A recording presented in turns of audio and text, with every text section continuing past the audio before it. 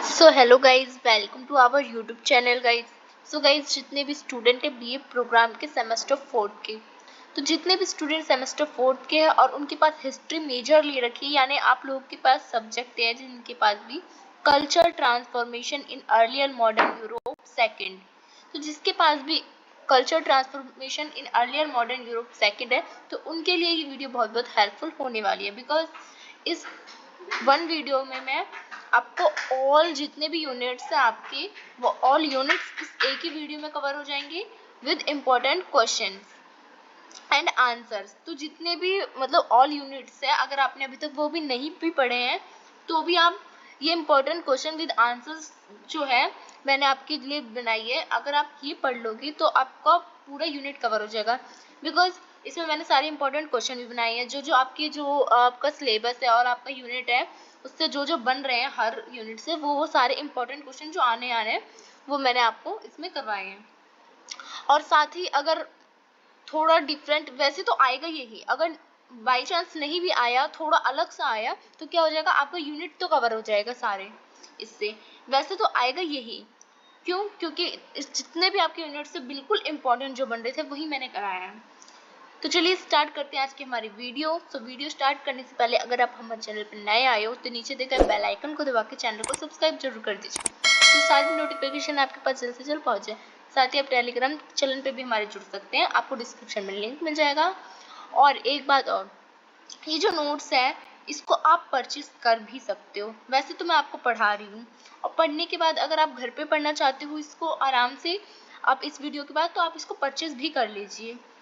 और इसको आप 50 रुपीज़ में ऑनली मेरे टेलीग्राम से आप इसको परचेज कर सकते हो। एंड आपको ये Hindi medium and English medium दोनों में मिल जाएगी। तो हिंदी मीडियम वाले बच्चे तो देख सकते हैं, मैं आपको करा ही रही हूँ, एंड इंग्लिश मीडियम वाले जो स्टूडेंट हैं वो भी देख सकते हैं। ये देखिए, आपके लिए भी सेम ही होने वाला है, तो मैंने सब चीज़ इसमें करा रखा है। तो अगर आप इंटरेस्ट हो तो आप इसको परचेज कर सकते हो। तो चलिए हम स्टार्ट करते हैं आज की हमारी वीडियो। तो एक रिक्वेस्ट है कि वीडियो को पूरे लास्ट तक ज़रूर देखिएगा, क्योंकि जो कल्चर वाला हमारा जो सब्जेक्ट है सेकंड, तो ये बहुत किसी ने कराया नहीं है, और किसी ने अगर कराया भी है तो पूरे को कवर नहीं करा है। और मैंने ये सबसे पहले अपने यूट्यूब पे इन सब की वीडियो सारी डाल चुकी हूँ मैं, बस मैंने थर्ड यूनिट की वीडियो नहीं डाली थी क्योंकि मैं इसको इंपॉर्टेंट क्वेश्चन में डाल दे रही हूँ। अगर आप चाहते हो आपका सिलेबस कंप्लीट हो जाए, आप अच्छे मार्क स्कोर करो एग्जाम में, तो आपको ये वीडियो फुल देखनी पड़ेगी। तो चलिए स्टार्ट करते हैं। तो फर्स्ट क्वेश्चन देख लीजिए कि आपको फर्स्ट क्वेश्चन पूछ रखा है कि निम्नलिखित में से किन्हीं दो पर लगभग 300 शब्दों में संक्षिप्त टिप्पणी लिखिए। अब जो ये क्वेश्चन है ये वेरी वेरी इंपॉर्टेंट क्यों है, क्योंकि ये मैंने क्वेश्चन पेपर जो होते हैं आपका कल्चर ट्रांसफॉर्मेशन सेकंड था उसी से लिया है, उसी को सॉल्व करा है मैंने, और इसमें ऐड भी करे हैं थोड़े इंपॉर्टेंट क्वेश्चन। तो आप, और जो आपको ये फॉर्मेट में करा रही हूँ, ये फॉर्मेट भी आपका पेपर का फॉर्मेट ही होगा।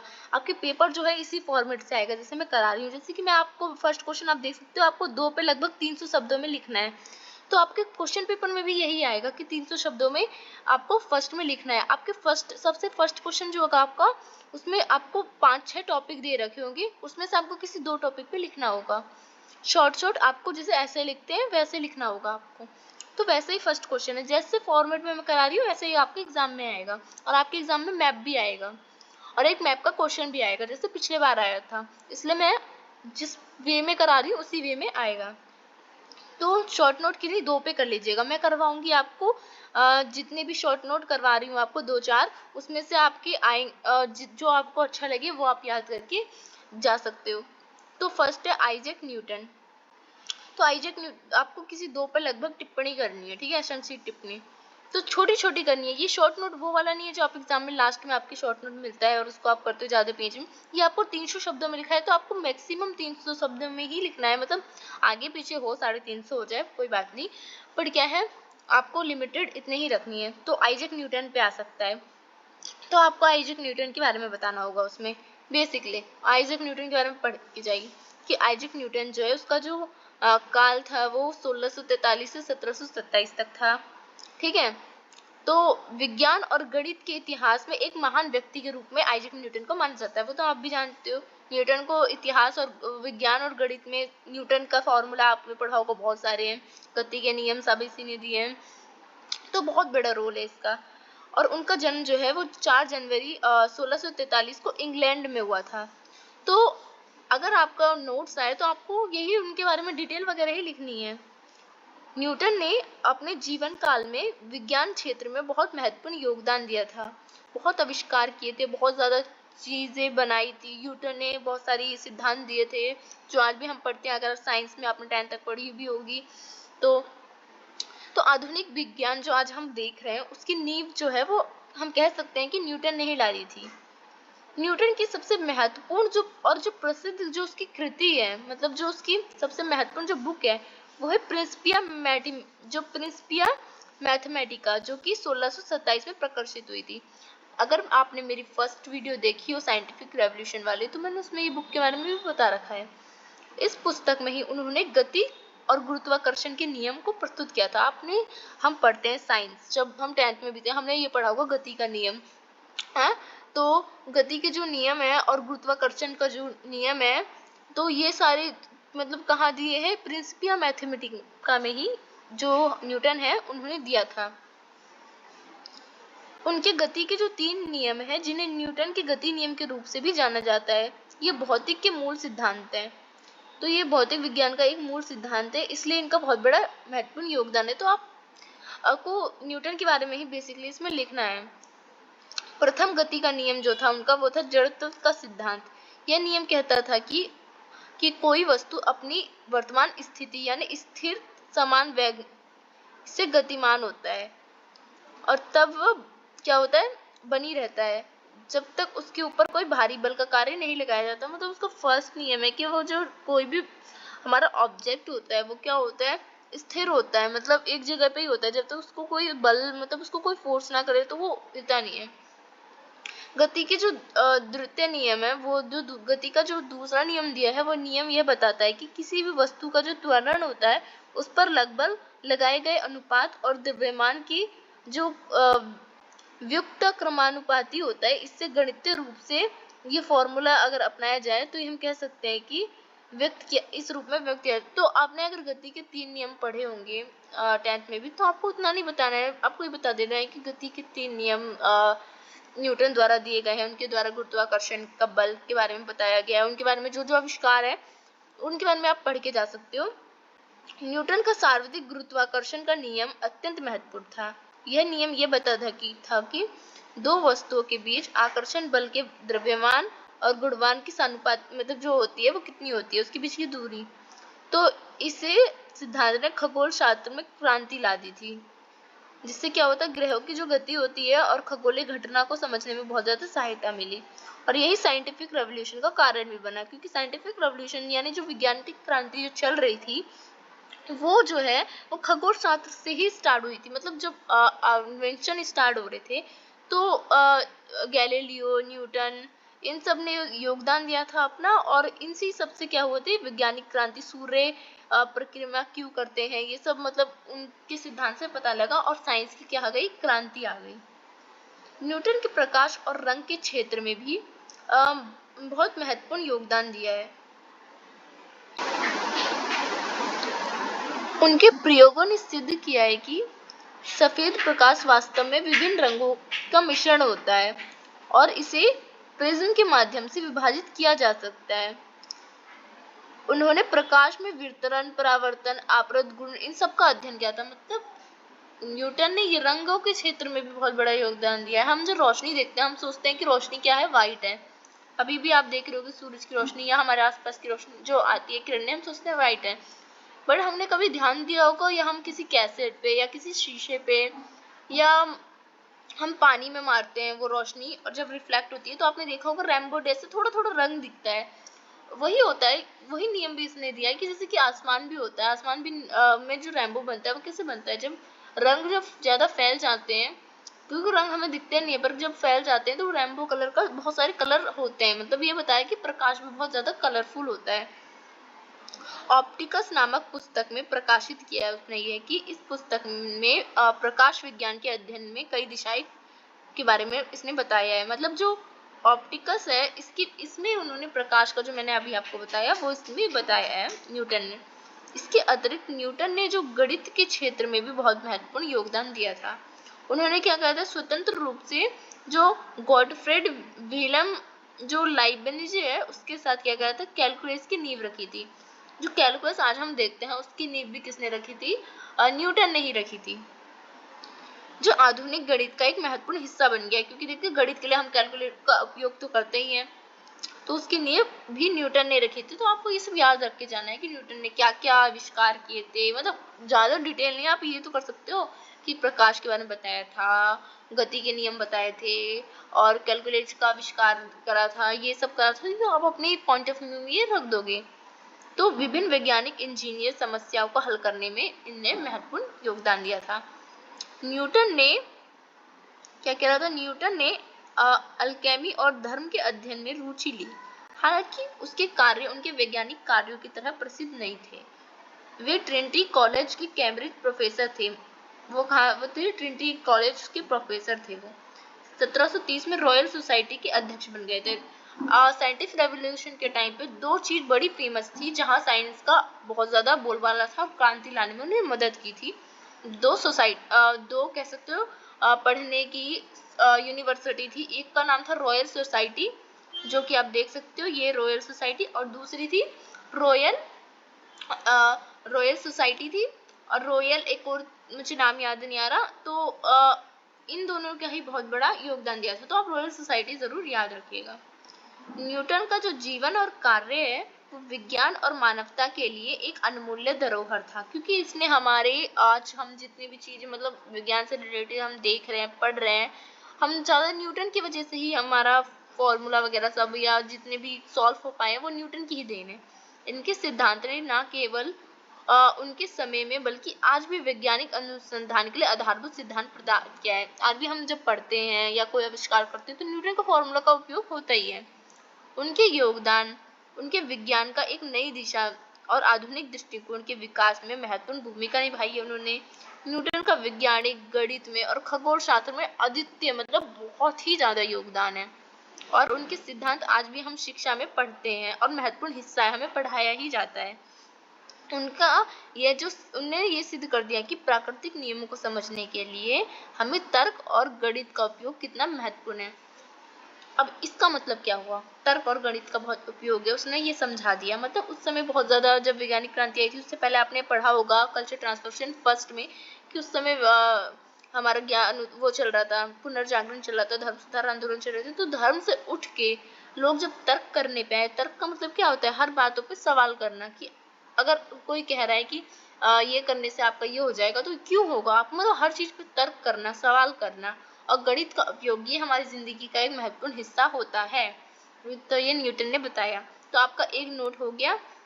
अब चलिए सेकंड देखते हैं। सेकंड आ सकता है नोट रोरोक्को कला, क्योंकि आपके सिलेबस में रोरोक्को भी है। तो रोरोक्को कला के बारे में आप जानते हैं। तो रोरोक्को कला जो है वो 18वीं शताब्दी के प्रारंभ में कहाँ पे, फ्रांस में इसका उत्पन्न हुआ था। मतलब इस कला का उत्थान फ्रांस में हुआ था 18वीं शताब्दी में। ये कैसी कला थी, ये एक सजावटी और विलासितापूर्ण कला शैली थी। बहुत ज्यादा सजावटी एक शैली थी कला की, जिसमें कलाकृतियां की जाती थी दीवारों पे, और बहुत जगह भी मैं आपको बताऊंगी वो क्या कला के माध्यम से सजाया जाता था। यह शैली बरोक्को कला से विकसित हुई। और जो ये सजाने वाली शैली जो दीवारों पे पेंटिंग के माध्यम से, दीवारों पे, चर्चों में, हम कभी टूरिस्ट प्लेस पे घूमने जाते देखा है ना, मंदिरों पे अलग अलग डिजाइन बने रहते हैं, पुरानी पुरानी कृतियां। तो वैसे ही जब यूरोप में था ना, उसको ब्रोको कला कहते, ब्रोको काल और ब्रोको कला के नाम से जाना जाता था। लेकिन इसमें बरोक्को की नाटकता और गंभीरता की बजाय हल्कापन, सजीवता और कृत्रिमता और पर अधिक जोर दिया जाता था। मतलब ज्यादा काल्पनिक चीजों को ना दिखा के क्या दिखाया जाता था, गंभीरता को दिखाया जाता था। जो भी उस साल काल के समाज में चल रहा था उसको दिखाया जाता था। हल्कापन, हल्के रंग का उपयोग किया जाता था। बहुत जो हल्के हल्के रंग होते हैं, हल्का पिंक, बहुत मतलब डार्क रंग का नहीं। क्योंकि आपको पता होगा हल्का रंग जो होता है वो एक शांति देता है मन को, और उस समय शांति लाने के लिए ही और ये सब करने के लिए क्या करा जाता था, हल्के रंग का भी प्रयोग किया जाता था। और इन सब चीजों पे बहुत ज्यादा महत्वपूर्ण ध्यान दिया जाता था। रोकोको काल को हम कह सकते हैं ये फ्रांस में जो लुई 16 थे उनकी शैली भी कहा जाता है, क्योंकि उनके काल में ही ये क्या हुआ था, विकसित हुआ था। यह कला वास्तुकला, अब ये कला कहाँ कहाँ आपको देखने को मिलती है, वास्तुकला में, चित्रकला में, इन सब में वहाँ पे दिखाई देती थी, मूर्ति कला में।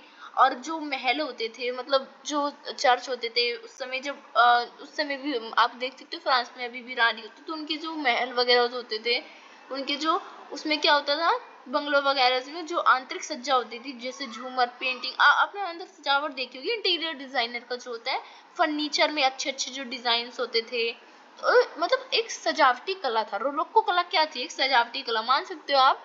रोलोको कला पूरी तरह से सजावटी कला थी, जो मूर्ति कला, चित्रकला, इन सब के क्षेत्र में, वास्तुकला, इन सब के क्षेत्र में एक डिजाइन लाने वाली एक कला थी। शॉर्ट फॉर्म में आप समझ गए होंगे। अब जानते हैं इसकी विशेषता क्या थी। रोलोको कला की मुख्य विशेषता थी इसकी सजावटी और जटिल डिजाइन और हल्के और चमकीले रंगों का उपयोग।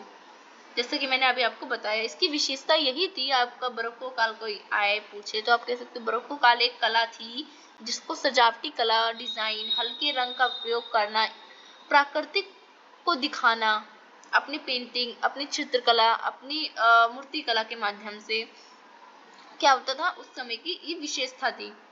इसमें अक्सर फूलों, पत्तियों, शाखाओं, कर्लिंग लाइनों का उपयोग किया जाता था। मतलब प्राकृतिक की जितनी भी चीज होती है, फूल, पत्ती, शाखा, इन सबको अपनी चित्रकला, अपनी वास्तुकला, इसमें उतेड़ा जाता था, बनाया जाता था, और यही इसकी विशेषता थी। रोक्को चित्रकला में प्रेम, सौंदर्य, मस्ती के विषय, मतलब इस डिजाइन को आप रोक्को कला को देखते आपका मन आनंदित करने वाला था ये कला। इसमें कभी नाटक के और गंभीरता के बजाय खुशी और हल्कापन को भी प्राथमिकता दी जाती। कभी कभी नाटक भी होता था और कभी कभी ज्यादा इसमें ऐसी ऐसी चीज थी कि आपको पता है, प्राकृतिक को देख के, हल्के डिजाइन और सुंदर सुंदर कलाकृति को देख के लोग का मन क्या हो जाता था, एक खुशहाली से भर जाता था। अब देखते हैं रोरोक्को कला में जो कला थी, जिसमें रोरोक्को कला फेमस थी, चित्रकला, आंतरिक सज्जा, मूर्ति कला। अब उसको एक एक करके देखते हैं। सबसे पहले देखते हैं चित्रकला। तो रोरोक्को चित्रकला में हल्के रंग का और नाजुक ब्रशों का स्ट्रोक और सज्जात प्रमुख होता था। मतलब नाजुक ब्रश को उपयोग करा जाता था, हल्के रंग की पेंटिंग्स वगैरह बनाई जाती थी चित्रकला में।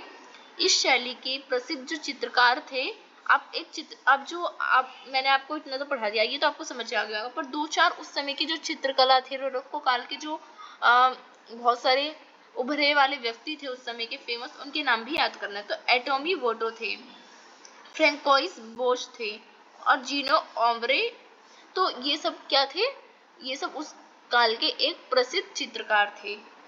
वाटो के चित्र में क्या देखना मिलता था, वाटो के चित्र में तत्व और भावनात्मक अभिव्यक्ति की प्रधानता होती थी, मतलब इमोशनल को दिखाया जाता था।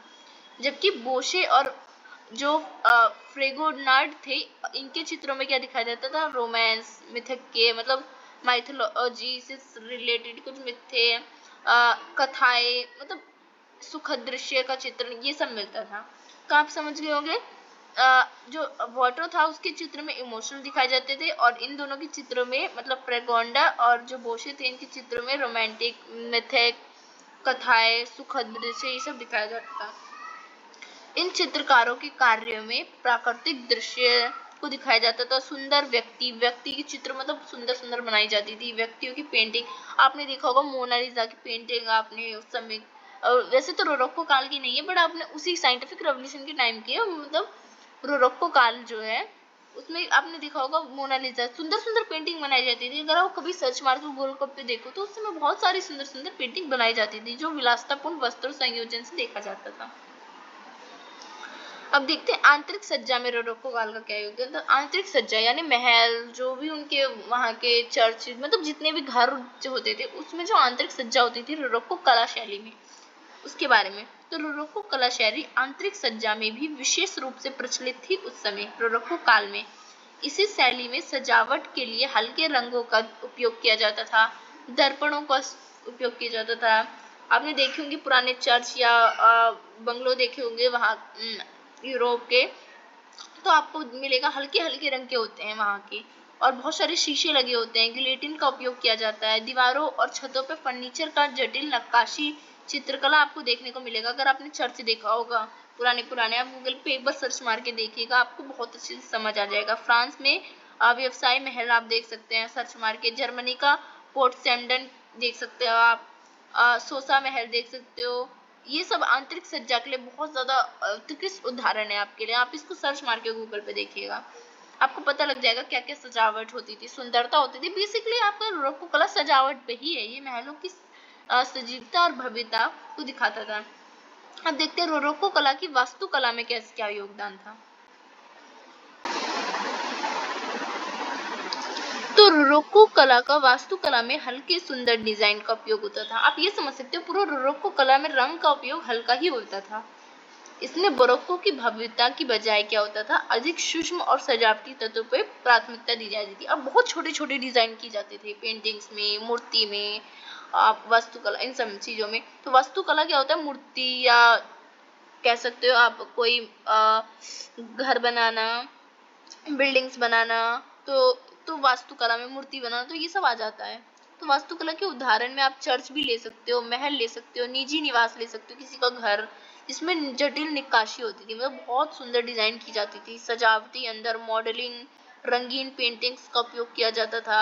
जर्मनी में विच चर्च जो है, जो चेक गणराज्य में चर्च ऑफ सेंट जॉन जो है, ये सब इस शैली के उत्कृष्ट उदाहरण है। इसको आप सर्च मार के भी देख सकते हो कि इस मतलब पेंटिंग्स की कैसी थी। आप वास्तुकला देख सकते हो, जो मैंने आपके नाम बताए ये कैसी थी उस समय की।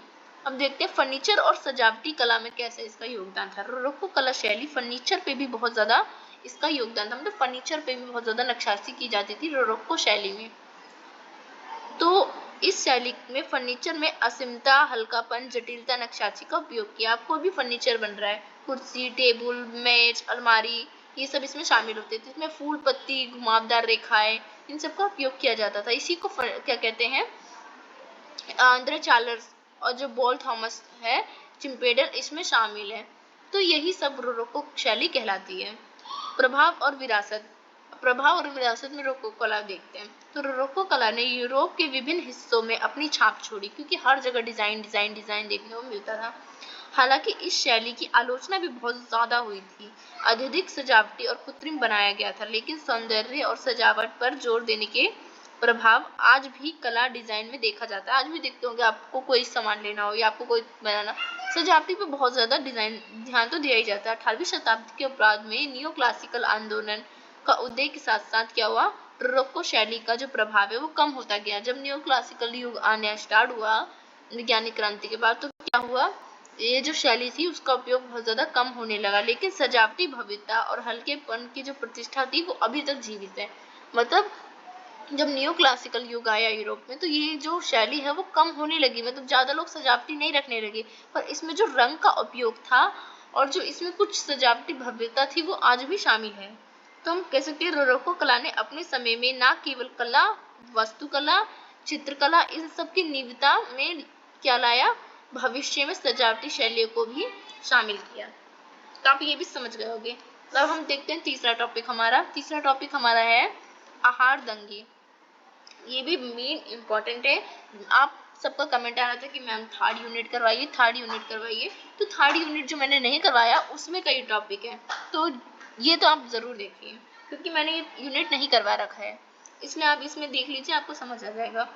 तो आहार दंगे क्या था, आहार दंगे यानी जो फूड राइट था, ये सामाजिक और आर्थिक असंतुलन के कारण परिणाम स्वरूप उत्पन्न होने वाला एक दंगा है। मतलब जब मतलब खाने की कमी हो जाए, अकाल पड़ जाती है जैसे, तो उस समय जो दंगे होते हैं, आहार दंगे, मतलब प्रोटेस्ट होता है किसानों द्वारा, लोगों द्वारा, उसी को आहार दंगे कहा जाता है। अब ये यूरोप में भी हुआ था, इसलिए हम पढ़ रहे हैं, जो कि आमतौर पर खाद्य पदार्थों की कमी और कीमतों में अचानक जो वृद्धि हो जाती है, इसलिए हुआ था। अब क्या हुआ था, वैज्ञानिक क्रांति के समय में क्या हुआ था, जो फ्रांस था वहां पे ये हुआ था।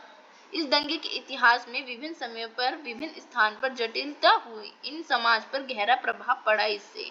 और दंगे अक्सर नीति, प्राकृतिक आपदा, आर्थिक संकटों के कारण होते हैं। मतलब आपदा क्यों होती है, या तो सरकार की अच्छी नीति ना हो किसानों के प्रति, चाहे प्राकृतिक आपदा आ गई हो कोई और फसल नष्ट हो गई हो, चाहे आर्थिक संकट आ गया हो, किसानों के पास उगाने के पैसे ना, तो इसी मारे क्या होता है, किसी देश में क्या होती है, आर्थिक संकट आती है और असंतोष की भावना बढ़ती है।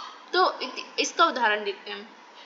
तो तो आहार दंगों ने अनेक उदाहरण इतिहास में मिलते हैं। तो 18वीं शताब्दी में क्या हुआ था, अब देखिए थर्ड यूनिट में हमारा ये दे रखा है, जो फ्रांस था, फ्रांस में रोटी की कमी और उच्च कीमत आने से फ्रांसीसी क्रांति के दौरान बड़े पैमाने पर दंगे उत्पन्न। आपने फ्रांसीसी क्रांति पढ़ा होगा। फ्रांसीसी क्रांति की नींव जो है वो यही जो आपकी दंगे हैं इसने ही डाली थी। वहां पे क्या है, ब्रेड, रोटी तो नहीं कह सकते हम, रोटी भी कह लो, ब्रेड जो होता है वहां पे लोग ज्यादा ब्रेड खाते हैं। तो पर आपके लिए रोटी इसलिए सही है क्योंकि ये भी गेहूं से बनता है, वो भी गेहूं से बनता है। तो जो उपज थी वो कम हो गई, और वो उपज के कम होने से क्या हो गई, लोगों तक स्टॉक कम हो गया भंडार का, और अनाज नहीं पहुंचने लगा।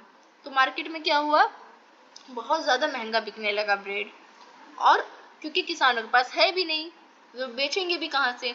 तो इस काल में जनता का मुख्य भोजन ये थी, और इसकी कमी से व्यापक और असंतोष लोगों में बहुत ज्यादा भर गया, क्रोश भर गया, क्रांति आ गई, लोगों ने आंदोलन करना शुरू कर दिया। तो 19वीं शताब्दी में आयरलैंड में आलू अकाल आया। ये रोटी अकाल था, और आयरलैंड में क्या आया था, आलू का अकाल आया था। ये व्यापक भूखमरों और आहार दंगे हुए यहाँ पे, जिसमें हजारों लोग मारे गए और पलायन भी बहुत लोगों ने करा। आधुनिक समय में भी आहार दंगे होते रहे हैं। तो 2007 से 8 तक में वैश्विक खाद्य संकट के दौरान भी अफ्रीका, एशिया से लैटिन अमेरिका जैसे देश में जब आहार दंगे होने लगे। इनका मुख्य कारण है खाद्य पदार्थ को जो कीमतें कमी हो जाती है, गरीब मध्यम वर्ग लोगों में भोजन का खरीदना कठिन हो जाता है क्योंकि महंगा हो जाता है। इस संकट ने वैश्विक खाद्य सुरक्षा को उजागर किया था। अब इसके कारण क्या थे, आहार दंगों के प्रमुख कारण खाद्य पदार्थ की कमी होती है, आपको पता है, या प्राकृतिक आपदा आ जाए, चाहे संघर्ष हो, चाहे लड़ाई चल रही हो देश में किसी देश की, या सरकार की अच्छी नीति ना हो, तो क्या होता है, खाद्य संकट तो आता है। इसके कारण होते हैं खाद्य पदार्थ की कमी, आमतौर पर खराब मौसम, सूखा, बाढ़, आपदा, इन सब के कारण भी होता है। तो इस संघर्ष के दौरान खाद्य आपूर्ति श्रृंखला बाधित हो जाती है, जिससे भोजन की उपलब्धता कमी हो जाती है और असमानता हो जाती है, और आहार दंगे जो है वो भड़कने स्टार्ट हो जाते हैं, और गरीब लोगों तक जो है ये नहीं पहुंच पाता क्योंकि ये बहुत महंगा हो जाता है। तो ऐसा ही हुआ था फ्रांस में। तो आपको यही लिखना है कि फ्रांस में क्या हुआ था। इसके बाद क्या हुआ, इसके प्रभाव, आहार दंगे ने सामाजिक और राजनीतिक स्थिरता को बढ़ा दिया। ये दंगे अक्सर सरकार के खिलाफ व्यापक विद्रोह करते थे। आपको पता होगा यही दंगे हुए थे, फ्रांसीसी क्रांति आपने पढ़ी होगी, फिर जो वहां का राजा था उसको मार दिया गया था। तो यही सब आपको लिखना है इसमें। आहार दंगे ने परिणाम स्वरूप क्या हुआ, शासन बदलाव, नीतिगत सुधार, कभी कभी क्रांति भी ला देते हैं ये। इसके अलावा आहार दंगे समाज में तनाव, विभाजन, इन सबको भी बढ़ा देते हैं। ऐसा ही हुआ फ्रांसीसी क्रांति में भी। उसके बाद समाधान की आवश्यकता है, इसका आहार दंगे को रोकने के लिए कई उपाय किए जा सकते हैं। इसमें खाद्य सुरक्षा नीतियां, कार्यान्वयन, आपातकालीन खाद्य भंडार निर्माण, इन सब का हम उपयोग कर सकते हैं, और पर उस समय नहीं हुआ तो इसलिए खाद्य दंगा भड़का। तो निष्कर्ष के तौर पे हम कह सकते हैं कि आहार दंगे ने सामाजिक और आर्थिक असंतुलन, संकट पैदा होते हैं। इसके कारण प्रभाव समझकर नीतिगत सुधार, प्रभावी उपायों के माध्यम से हम इसे रोका जा सकता है। मतलब बहुत सारी नीतियां बना के हम इसे रोक सकते हैं। आहार दंगों का समाधान तत्काल प्रदान नहीं बल्कि दीर्घकालिक समय में न्याय संगत नीति के माध्यम से इसको संभव बनाया जा सकता है, पर नहीं बनाया, इसलिए उस समय यूरोप में हुआ था। तो मैंने आपको थोड़ा अलग बताया है, बट क्या है, आप इसमें बस फ्रांस को जोड़ के बता दीजिएगा। अब देखते हैं बरोक्को कला। तो आपको कम से कम 3, 5, 6 टॉपिक दिया जाएगा, उसमें से कोई 2 करने हैं, तो कोई भी आ सकता है, इसलिए आपको सारे याद करके जाने, ये बहुत ईजी है। ये आपको 300 वर्ड में लिखना है, आप बना के लिख दोगे अगर आप समझ गए तो, क्योंकि मैं इतने ईजी वे में बता रही हूँ। तो बरोक्को कला जो है वो 17वीं से 18वीं शताब्दी के दौरान यूरोप में उभरी थी, और ये क्या थी, एक ये समृद्ध नाट्य कला शैली थी। मतलब बरोक्को कला एक कह सकते हो आप, एक नाटकीय कला थी।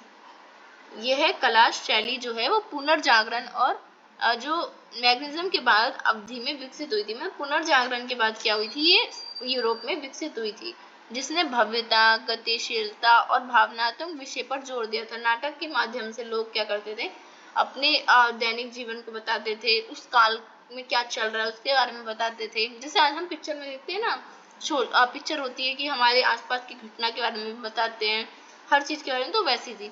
बरोक्को कला ने पेंटिंग, वास्तुकला, मूर्तिकला, संगीत सहित बहुत सारी कला थी इसमें विकसित हुई थी, छाप छोड़ी। तो संगीत भी, मूर्तिकला भी, वास्तुकला भी, पेंटिंग, ये सब इस कला की देन थी। इसकी विशेषता क्या थी? बरोक्को कला की प्रमुख विशेषता थी इसकी नाटकता। वैसे तो इसमें वास्तुकला, मूर्तिकला, संगीत ये सब फेमस हुए थे, पर सबसे ज्यादा लोकप्रिय इस कला में कह सकते हो आप बरोक्को कला में नाटक था। इसने प्रकाश पर और छाया और लोगों में कुशल इसका उपयोग किया, जिसे चित्र और मूर्तियों, गहराइयों इसके माध्यम से दर्शाया गया था। बरोक्को कलाकारों ने गतिशील रचनाओं, जिससे जटिल डिजाइन और विस्तृत विवरणों का उपयोग किया, लोगों को इमोशनल को अपने तरफ अट्रैक्टिव करने के लिए। और क्या हुआ, इससे दर्शकों में और जो नाटककार थे इनके बीच में एक संबंध स्थापित हुआ। इस काल की चित्रकला भी बहुत फेमस थी, जैसे बरोक्को काल की थी वैसे बरोक्को काल की भी। बरोक्को चित्रकला में नाटक के प्रकाश और छाया का उपयोग किया जाता था। अब इस कला में जैसे कि फिल्म से रिलेटेड, नाटक से रिलेटेड, या इस काल की जो चित्रकला थी, आपको कोई मान लो इस काल में जो भी चल रहा था उससे रिलेटेड पेंटिंग बना दी, समाज से रिलेटेड दिखाने के लिए, तो वैसी चित्रकला थी। कैवेरगिरियो, रेबांट और पीटर पॉल रूबेस इस शैली के प्रमुख चित्रकार थे। तो ये जो मैंने बताया, कैरवागियो, रेबांट, पीटर, तो ये सब उस काल के क्या थे, फेमस पेंटर थे। कैरवागियो का जो तकनीकी उपकरण है वो बहुत ज्यादा मिलता है, मतलब जिससे चित्र और जीवंत नाटक के बहुत सारे बन जाते हैं। इसके चित्रों से आप ये बता सकते हो बहुत सारे नाटक, मतलब आपको देखने की जरूरत, मतलब जरूरी नहीं है नाटक को आप सुनो देखो, मतलब वो वाला, चित्रकला के माध्यम से भी बहुत सारे ऐसे नाटक होते हैं जिसे दिखाया जा सकता है। रेबांट ने इसी तकनीक का उपयोग करते हुए क्या करा, गहरे भावनात्मक चित्र बनाए, मतलब इमोशनल वाले। जो प्रसिद्ध पेंटिंग इनकी थी वो थी द नाइट वॉच, इसमें शामिल है। रूबेंस ने अपने विशाल गतिशील चित्रों के माध्यम से धार्मिक और पुराने विषयों पर चित्रण किया। अब देखा होगा चित्र के माध्यम से, मैं अगर आपको इंडियन के हिसाब से सुनाऊं तो हम देखते हैं कि हमारे पुराण वेदों उसके बारे में जानते हैं। आपने देखा होगा, आप अगर अयोध्या जाओ या कहीं जाओ तो आपको अयोध्या आप जाओ, वहां आपको देखा होगा आपने न्यूज में भी पूरे रामायण को चित्रकला के माध्यम से बताया जा रहा है। तो जरूरी नहीं आप रामायण देखो, आप चित्रकला के माध्यम से भी समझ सकते हो रामायण में क्या क्या कांड हुए थे। तो वैसे ही ये डिट्टो वैसे ही आप मान सकते हो कि पुरानी कथाओं को चित्रण के माध्यम से दिखाया जा रहा था। उसके बाद वास्तुकला में देखें तो बरोक्को वास्तुकला में भव्यता और सजावटी तत्वों का विशेष महत्व था। इसमें विशाल गुंबदों का, जटिल नक्काशी का, विस्तृत आंतरिक सज्जा जैसे बरोक्को काल की थी वैसे इसमें होता था। इटली में सेंटर पीटर जो बेसिलिका का नया डिजाइन बरोक्को वास्तुकला से ही उत्तीर्ण किया गया है। अगर आपने ये पीटर बेसिलिका देखा हो तो इसी जो शैली है इसमें बनाया गया है। जैसे हम कहते हैं ना हमारे भारत में द्रविड़ शैली है, नागर शैली है, तो वहाँ की शैली यही वाली थी बनाने की। इसके अलावा फ्रांस में जो व्यवसाय महल है वो भी आप देख सकते हो, जर्मनी का ट्रेडेन के महल, ये सब आप देख सकते हो, ये सब उसकी वास्तुकला के एक उदाहरण है। मूर्तिकला, बरोक्को मूर्तिकला में गतिशीलता, यथार्थवाद और नाटकीय का प्रभुत्व था। जो जियान लॉरेंज बर्निनी थे इस शैली के प्रमुख मूर्तिकार थे, सबसे प्रसिद्ध थे ये। जो बर्निनी की मूर्ति, उनके विषयों में जीवांत भाव, गतिशीलता को उदाहरण मिलता है, मतलब उनकी इतनी अट्रैक्टिव मूर्ति होती थी। उनकी प्रसिद्ध मूर्ति है एक्टसी ऑफ सेंट थायरेसो, ये उनकी बहुत ज्यादा फेमस मूर्ति है। संगीत भी उस समय बहुत ज्यादा प्रचलित था। बरोक्को कला में संगीत महत्वपूर्ण योगदान देता है। इस कला में संगीत जटिलता, संरचना और भावनात्मक गहराई छोड़ता था। जोहान सेबास्टियन बाख, जॉर्ज फ्रेडरिक हैंडल, ये सब एंटोनिया, ये सब क्या थे, बहुत प्रमुख उस समय के संगीतकार थे। अब इसका प्रभाव और विरासत देखते हैं। तो बरोक्को कला ने यूरोपीय संस्कृति पर क्या प्रकार गहरा प्रभाव छोड़ा।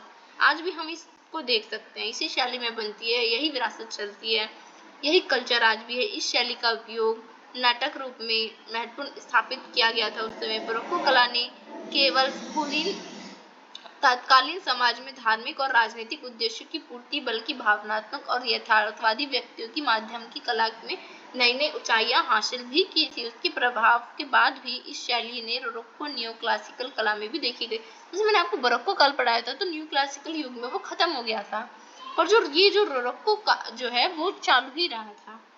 तो बरोक्को कला ने अपनी नाटकता, भव्यता, गहराई के माध्यम से कला, संस्कृति इन सब में बहुत ज्यादा महत्वपूर्ण योगदान दिया था। अब आपको क्लियर हो गया। अब चलते हैं हम नेक्स्ट टॉपिक पे। नेक्स्ट टॉपिक है हमारा विलियम शेक्सपियर। तो आपने इनके बारे में सुना होगा, इंग्लिश में इसका बहुत योगदान है। ये एक साहित्यकार थे, एक लिटरेचर थे। तो जो विलियम शेक्सपियर है, इनका काल जो है 1564 से 1616 तक था। अंग्रेजी साहित्य के महान नाटककार और कवि के रूप में इसे जानते हैं। उनका जन्म जो है वो इंग्लैंड में हुआ था। वे अपने अद्वितीय नाटक इन सब के लिए बहुत ज्यादा क्या थे, प्रसिद्ध थे। शेक्सपियर के जो कार्य थे उसमें न केवल साहित्य थे, बल्कि इन्होंने अपने जो परिदृश्य से उससे पश्चिम जो संस्कृति है उस पर गहरा प्रभाव डाला था। जो आज हम पश्चिमी संस्कृति देखते हैं नाटक में, अंग्रेजी जो हम नाटक देखते हैं उसमें सबसे ज्यादा जो अंग्रेजी भाषा का प्रचलित है, उनमें विलियम जो है शेक्सपियर, इनका बहुत बड़ा योगदान है। नाटक के कला में जो विलियम्स थे, इन्होंने अपने जीवन काल में 29 नाटकों की रचना की थी। और इनकी सबसे फेमस जो त्रास कॉमेडी, ये उनकी बहुत फेमस जो इतिहास में विभाजित किया गया है इनको। इनकी जो फेमस कृतियां हैं अगर उसको आप जाने तो उसमें है हैमलेट, मैकबेथ, एंथेला, किंग लियर, ये सब उनके प्रमुख नाटक है। ये नाटक मानव प्राकृतिक, नैतिकता, अस्तित्व पर गहरा प्रश्नों की जांच करना, इन सब के ऊपर ये फिल्में मतलब बनाई गई है। और ये उस काल की बहुत ज्यादा फेमस कॉमेडियन और ऐसी पिक्चर से होती थी। तो इन्होंने अपने इन सब के माध्यम से, अपने नाटक के माध्यम से जो यूरोपीय पश्चिम जो संस्कृति है, कल्चर है, उस पर आज भी इनका प्रभाव है, सबसे महत्वपूर्ण प्रभाव है इनका। कविता, ये कविता भी लिखते थे। शेक्सपियर की जो काव्य प्रतिभा है वो उनमें 154 उन्होंने सनेट्स और लंबी कविताएं जैसी लिखी थी। उसमें वे प्रेम, समय, सौंदर्य, मृत्यु जैसे विषय जो होते थे इन सब पे वो लिखते थे। सोनेट साहित्य उत्कृष्ट उत्तम मानव जो है उसमें मानी जाती थी। उनकी लंबी कविताएं जैसे वीनस एंड अडानस और द रेप ऑफ लुक्रेस, ये सब उनकी प्रसिद्ध क्या थी, कविता थी। भाषा और शैली का अगर देखते हो, शेक्सपियर का जो भाषा प्रभावी था वो अष्टक्रमणीय था। इन्होंने अंग्रेजी भाषा में लगभग 1700 नए शब्दों का उपयोग किया था। और आप अगर इंग्लिश में ऑनर्स करते भी हो तो आपको सबसे ज्यादा इन्हीं के बारे में पढ़ना पड़ता है, क्योंकि इंग्लिश में सबसे ज्यादा योगदान इनका रहा है।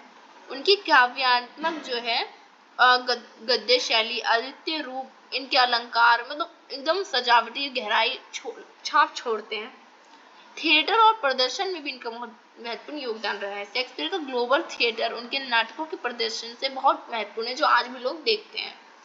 थिएटर और जो उनके नाटक है वो जनता तक पहुंचाने में बहुत महत्वपूर्ण योगदान दिया उन्होंने। थिएटर ने जो वो लिखते थे वो थिएटर के माध्यम से दर्शाया जाता था, मतलब पिक्चरों के माध्यम से कह सकते हो। ये राइटर भी थे, जो जैसे हम कहते हैं ना राइटर्स पिक्चर लिखते हैं, और तो उनके नाटकों में सार्वभौमिकता और मानवता, अद्भुत गहराई, लोकप्रियता और दिलाई, मतलब इनकी जो पिक्चर्स होती थी उनको बहुत ज्यादा लोग पसंद करा करते थे। आज भी विश्व भर में थिएटर उनकी विश्व और चरित्र भाषा में देखी जाती है। आज भी जो थिएटर है वो उनके नाम पे ही क्या करी जाती है, चलाई जाती है। विरासत कह सकते हैं कि विलियम शेक्सपियर की साहित्य विरासत अतुलनीय थी, जो आज भी पश्चिम संस्कृति में सबसे ज्यादा यही देखी जाती है। उनके कार्यों में साहित्य, थिएटर और कला भी थी, इन सब पर उन्होंने गहरा प्रभाव छोड़ा। उनकी रचना न केवल शैक्षिक अध्ययन का विषय है, बल्कि आज भी जो पढ़ने वाले लोग हैं वो मनोरंजन और प्रेरणा प्रदान करते हैं इनसे।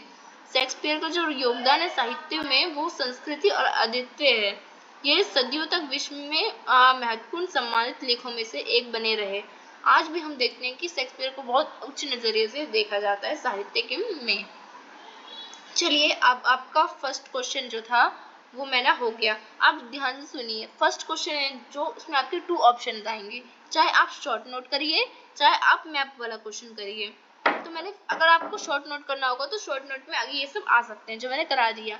अगर आप ये नहीं करना चाहते हैं तो आपको एक मैप वाला क्वेश्चन देंगे, आपको मैप भरना है और जो मैप में आप भर रहे हो उसके बारे में आपको 2-2 लाइन लिखनी है।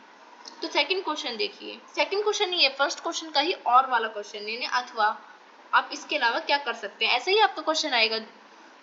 और ऐसा ही आपको पेपर फॉर्मेट होगा। तो देखते हैं। सेकंड बन सकता है कि यूरोप, जो आपका मैप वाला क्वेश्चन आएगा उसमें ऐसा आएगा कि यूरोप में दिए गए मानचित्र पर प्रारंभिक आधुनिक यूरोप में 1550 से 1800 के बीच वैज्ञानिक क्रांति और जो प्रबोधन और जो कला साहित्य हुए थे, जो हम इनके बारे, इन्हीं से रिलेटेड किन्हीं 5 शहरों को अंकित करिए।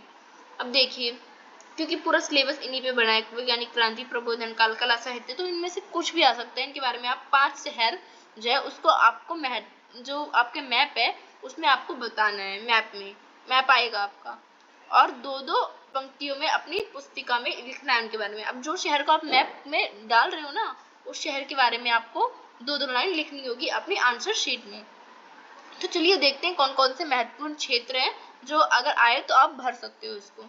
क्योंकि विज्ञान, जो कला साहित्य प्रबोधन काल से जो महत्वपूर्ण शहर है वो मैं आपको बता देती हूँ। तो पहला है पेरिस। तो पेरिस, आप मैप जो होगा वो देख लीजिएगा कि फ्रांस का है। फ्रांस में फ्रांस को आप टिक लगा दीजिएगा कि फ्रांस आपका एक क्या है, कला के क्षेत्र में एक महत्वपूर्ण योगदान वाला क्षेत्र है। अब फ्रांस के फेमस कौन थे, जो वहाँ के जो फेमस लोग होंगे उसके बारे में लिखोगे ना, वो किस देश के, तो वोल्टेयर थे। वोल्टेयर का योगदान क्या था आप लिखोगे 2 लाइन में। वोल्टेयर 18वीं शताब्दी के एक प्रमुख दार्शनिक और लेखक थे जिन्होंने प्रबोधन काल में महत्वपूर्ण भूमिका निभाई थी। तो प्रबोधन काल से रिलेटेड हो गया ये। उन्होंने धार्मिक सहिष्णुता, अभिव्यक्ति, स्वतंत्रता और मानवाधिकार जैसे संघर्ष कार्य उन्होंने क्या कहा था, उसकी धर्म की आलोचना की थी। एक लाइन हो गया। दूसरी लाइन, वोल्टेयर ने अपनी दार्शनिक विचारों को बढ़ावा दिया और अपने समय के अन्य प्रमुख विचारकों को संवाद और फ्रांस में यूरोपीय प्रबोधन का विचार प्रेरित किया। तो आपने 2 लाइन लिख दिया। अब ये कहाँ के थे, वोल्टेयर के बारे में लिखा 2 लाइन, और जो जिस शहर के थे उस शहर का नाम लिख दीजिए बस। और इसको मैप में क्या है, इस शहर को दिखा दीजिए, आपका हो जाएगा क्वेश्चन। चाहे आप फर्स्ट क्वेश्चन आपका 2 ऑप्शन आएगा, चाहे आप नोट करिए, चाहे आप ये 2 मतलब मैप वाला क्वेश्चन करिए। तो मैं आपको मैप वाला करा रही हूँ। सेकंड है कि रेने डेकार्ट। तो रेने डेकार्ट जो है वो कहाँ के थे, ये भी फ्रांस के थे। तो फ्रांस के, क्योंकि आपका आएगा किसी एक शहर के को अंकित कर रहे हैं मैप में, और जिस शहर को अंकित कर रहे हो उसके 2 लोगों के नाम बताने हैं। तो एक का नाम बता दिया, दूसरे का नाम रेने डेकार्ट है। तो रेने डेकार्ट एक प्रमुख दार्शनिक, गणितज्ञ और वैज्ञानिक थे जिन्होंने आधुनिक पश्चिम दर्शन पिता के नाम से भी इन्हें जाना जाता है। मतलब इन्हें ये जो आधुनिक पश्चिम दर्शन है उसके गणित और जो दार्शनिक है, गणित दार्शनिक में इनका बहुत महत्वपूर्ण योगदान रहा था, इसलिए गणित दर्शन के इसको पिता भी कहा जाता है। मैं सोचता हूँ इसलिए मैं हूँ, ये उनकी विचारधारा की नींव है। एक लाइन हो गया। दूसरी लाइन में आप लिख सकते हो, डेकार्ट ने जो ये थी मेडिटेशन ऑफ फर्स्ट फिलॉसफी, तो और the source of the methods जैसी महत्वपूर्ण कृतियां जो है वो ज्ञान मीमांसा में यानी प्रबोधन काल में, एनलाइटमेंट में उन्होंने क्या की थी, विस्तृत की थी। तो आप 2 लाइन लिख दोगे, और ये फ्रांस के थे। आप मैप में फ्रांस को अंकित कर दीजिएगा और 2 लाइन उनके बारे में लिख दीजिएगा, हो जाएगा आपका। तो और आ सकता है कि अगर लंदन से पूछे आपको, तो आपको याद करके जाना है फ्रांस कहाँ है, लंदन कहाँ है। अगर लंदन से अगर आपको लंदन भरना हो तो लंदन से 2 आते हैं महत्वपूर्ण। एक है आइजैक न्यूटन, ये गलत हो गया है। तो आइजैक न्यूटन और दूसरे विलियम शेक्सपियर, तो ये दोनों लंदन से आते हैं। तो आप इन दोनों को अंकित कर सकते हो, क्योंकि अभी मैंने ऊपर भी आपको पढ़ाया न्यूटन और विलियम शेक्सपियर के बारे में। तो ये दोनों कहाँ से आते हैं, इंग्लैंड से आते हैं। तो इंग्लैंड को आपको अंकित करना पड़ेगा और इनके बारे में 2-2 लाइन लिखना पड़ेगा। तो अगर आप ये नहीं भी पढ़ो तो मैंने आपको इन दोनों के बारे में ऊपर पढ़ा रखा है, तो उसमें से 2-2 लाइन जो भी आपको याद हो गया या माइंड में छप गया उसको छाप दीजिएगा। जो आइजैक न्यूटन है उसकी प्रसिद्ध वैज्ञानिक गणित में इनका योगदान था, ये लिख दोगे। प्रिंसिपियन की बुक थी, न्यूटन ने गति के 3 नियम, इन सब पे और वैज्ञानिक क्रांति में की नींव रखी, 2 लाइन ऐसे लिख दोगे। विलियम शेक्सपियर नाटककार थे, इन्होंने इनकी कृति के बारे में लिख दोगे। इन्होंने ये अपनी कृति किस किस चीज पे लिखते थे इसके बारे में लिख दोगे, अभी मैंने ऊपर आपको पढ़ाया था। अब इटली से अगर आपको इटली भरना हो तो इटली से 2 लोग आते हैं, गैलीलियो आते हैं और लियोनार्डो दा विंची आते हैं। अब गैलीलियो के बारे में, अब अगर आप इटली भर रहे हो मैप में तो आप गैलीलियो और लियोनार्डो दा विंची के बारे में भर दीजिए, क्योंकि ये दोनों वहां से आते हैं। गैलीलियो ने क्या करा था, खगोल शास्त्र में महत्वपूर्ण भूमिका निभाई थी। इन्होंने एक टेलीस्कोप का आविष्कार किया था जिससे खगोल शास्त्र में महत्वपूर्ण भूमिका निभाई थी। बस 2 लाइन आपको लिखना है नाम डाल के, आपके मैप के क्वेश्चन ऐसे ही करने हैं आपको। अब लियानो दा विंची एक प्रमुख क्या थे, चित्रकारिता, मूर्तिकारिता, इंजीनियर, ये सब थे, मतलब बहुत सारी। और उनकी जो फेमस पेंटिंग है मोनालिसा और द लास्ट सफर, आपने मोनालिसा दुनिया की सबसे फेमस पेंटिंग है, वो इनके द्वारा ही बनाई गई है। दा विंची शरीर संरचना, गहन अध्ययन, इन सब पे क्या करते थे, लिखते थे और डिजाइन बनाते थे। ये हो गया। अगर आप बर्लिन भरना चाहते हो, यानी जर्मनी भरना चाहते हो, जर्मनी के बर्लिन से आते हैं इमैनुअल कांट और अलेक्जेंडर जो वान हम्बोल्ट है। तो ये कौन थे, तो हमारे जो कांट है 18वीं शताब्दी के एक प्रमुख दार्शनिक थे। इनकी कृति है, आप देख सकते हो, आप इसके बारे में भी 2 लाइन लिख दीजिएगा, देख लीजिए, आप स्क्रीनशॉट ले लीजिएगा। चलिए मैं आपको ऐसे ही, आप इसका स्क्रीनशॉट ले लो, क्योंकि आपको ये मैप वाला क्वेश्चन है। आपको अगर मैप आप याद रख लीजिएगा, मैप में आपको 5 शहर को याद करके चले जाइएगा, जिसमें मतलब वैज्ञानिक क्रांति में जिसने रोल निभाया है। तब चलते हैं हम अपने सेकंड क्वेश्चन में। आपका फर्स्ट क्वेश्चन हो गया कंप्लीट। फर्स्ट क्वेश्चन में आपका शॉर्ट नोट आएगा, अथवा अगर आपको शॉर्ट नोट नहीं करने तो आपके मैप का क्वेश्चन आएगा जो मैंने आपको बताया। अब सेकंड क्वेश्चन देखते हैं। तो सेकंड क्वेश्चन है कि इस मत की सदारोहण व्याख्या कीजिए कि वैज्ञानिक क्रांति ने प्राकृतिक एवं ब्रह्मांड संबंधित विचारों में महान परिवर्तन किया। आपको ये बताना है कि आपको ये व्याख्या करना है कि वैज्ञानिक क्रांति ने कैसे प्राकृतिक में और ब्रह्मांड संबंधित लोगों के बीच विचारधारा थी, मानसिकता थी, उसमें एक गहरा परिवर्तन किया, महान परिवर्तन किया, जो आज भी हम देखते हैं। मतलब पहले लोग ब्रह्मांड के बारे में क्या सोचते थे और आज क्या सोचते हैं, ये महान परिवर्तन हुआ। अब हम इसको पढ़ते हैं, इसके आंसर देखते हैं हमारा आज का वैज्ञानिक क्रांति और ज्ञानोदय का इंट्रोडक्शन पहले, यानी परिचय। तो वैज्ञानिक क्रांति और ज्ञानोदय का युग जो है उसे ज्ञानोदय भी कहा जाता है, जिसे तर्क युद्ध भी कहा जाता है। मतलब जो वैज्ञानिक क्रांति है इसे वैज्ञानिक क्रांति, ज्ञानोदय और तर्क युद्ध भी कहा जाता है। तर्क युग क्यों कहा जाता है? तर्क यानी होता क्या है? तर्क यानी होता है किसी भी सवाल पे अपने क्वेश्चन ला देना, मतलब तर्क करना। तो तर्क, इसमें बहुत ज्यादा तर्क होता था, इसलिए इसको तर्क युग भी कहा जाता है। तो ये एक बौद्धिक और दार्शनिक आंदोलन था। जैसे आपने पढ़ा होगा पुनर्जागरण भी क्या था, एक बौद्धिक एक दार्शनिक आंदोलन था।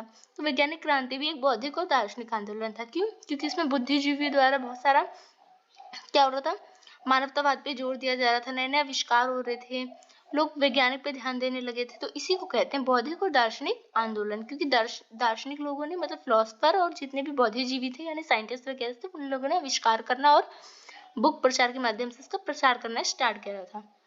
तो 17वीं और 18वीं शताब्दी में यूरोप में क्या हुआ था, विशेष रूप से पश्चिमी यूरोप में वैश्विक प्रभावों के साथ ये हुआ। मतलब 17वीं से 18वीं शताब्दी के बीच ये हुआ। और कहाँ पे हुआ? ये पश्चिम यूरोप में इसका प्रभाव सबसे पहले दिखना स्टार्ट हुआ।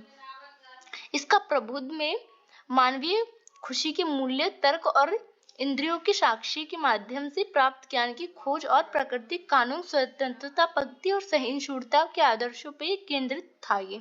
यानी बताती हूँ एक एक करके ये है क्या। मतलब मानवीय खुशी, यानी अब लोग मानवतावाद पे जोर देने लगे थे। मतलब आपने पढ़ा होगा पुनर्जागरण में, मैंने आपको पढ़ा रखा था पिछली बार सेमेस्टर 18 में कि मानवतावाद होता क्या। मानवतावाद यानी लोग अपने पे ध्यान देने लगे थे, अपना विकास करने पे, तो बिजनेस करने पे, और लोग चर्च का, पॉप का या अदरवाइज जो भी अंधविश्वास उस पर ना विश्वास करके अब लोग अपने पे खुशी, मानव मूल्य पे ध्यान देने लगे थे। इंद्रियों के साक्ष्य के माध्यम से, यानी इंद्रियों के माध्यम से प्राप्त ज्ञान की खोज, यानी किसी की बात सुन के ना मान लेना। इंद्रियां क्या होती है? हमारे आंख, नाक, कान, हाथ होते हैं। तो अगर आप आंख से ना देखो, नाक से ना सूंघो, कान और हाथ से छुओ ना या आंख से देखो ना, तो उस चीज को ना माने।